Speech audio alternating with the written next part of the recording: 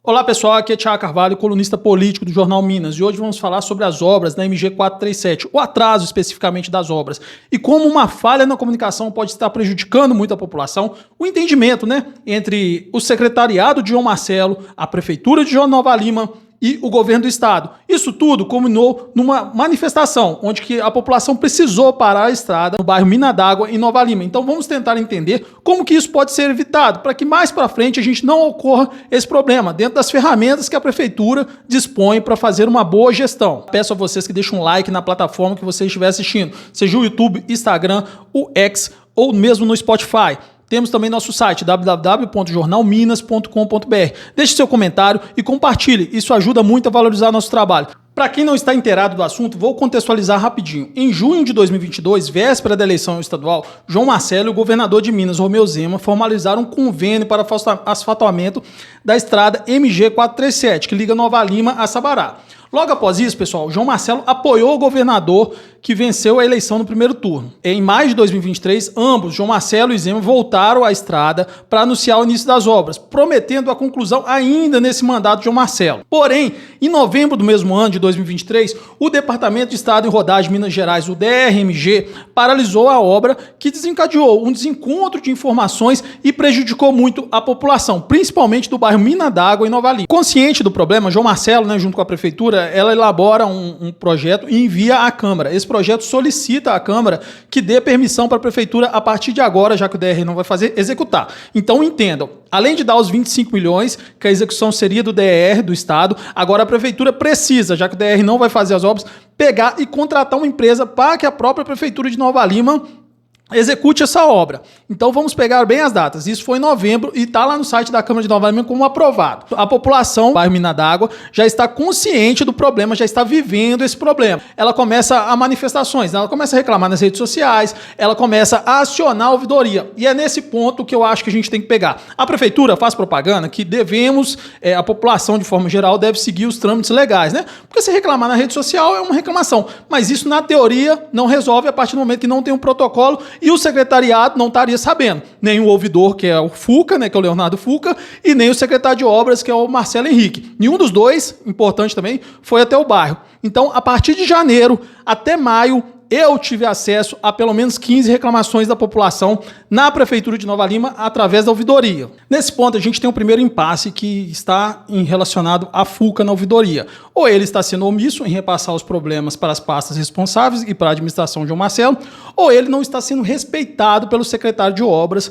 Marcelo Henriques. A gente teve acesso a reclamações, e essas reclamações, ela tem um prazo, você tem um prazo dentro da ouvidoria para que ela tenha andamento, e isso não foi dado nenhum retorno oficial à população de uma forma efetiva. Nem o secretário foi lá, nem Fuca foi lá, nem ninguém do governo esteve no bairro. Isso eu estou falando desse período de 2023, no qual eu tive acesso a 15 reclamações. Então aí tem um problema. Ou o Fuca não está agindo, ou o secretário Marcelo Henrique não está respeitando o Fuca. E aí começamos o primeiro problema da gestão de João Marcelo em relação a essa obra.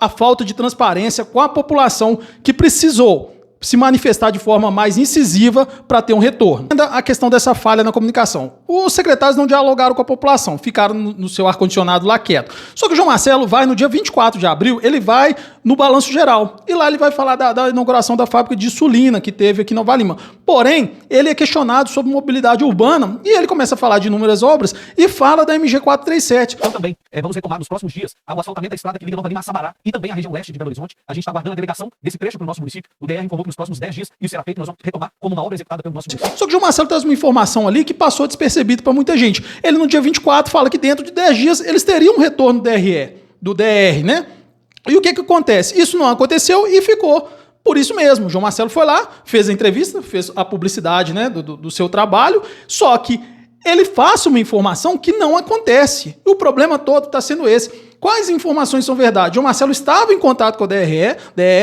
e dentro de 10 dias teria essa resposta, e não houve, e os secretários ficaram calados, e a comunicação ficou calada, e a população continuou na poeira. Então vocês estão entendendo qual que é o problema todo dessa falha de comunicação, e principalmente da ponta, que não chega e conversa com a população. Então, mais uma vez, não adianta, gente, ir para a rede social, ir para a rede de TV, estar aqui no Jornal Minas, a gente também dá espaço, mas na hora de conversar com a população, não esteve ninguém lá. Eu estive lá, ninguém ninguém foi lá conversar com a população. O ponto que temos que olhar e observar bem é a forma que está sendo feita a questão política entre o Partido Novo, o governo Zema e o governo João Marcelo. Já que em 2022 João Marcelo o apoiou, e ele venceu, e agora, em 2024, o Partido Novo faz parte da base de João Marcelo, tendo o Matheus Simões, vice-governador, participado do lançamento da pré-campanha de João Marcelo. Então existe aí uma relação política amistosa entre eles, que talvez tenha evitado uma cobrança da prefeitura em relação ao Estado, que deveria ter acontecido.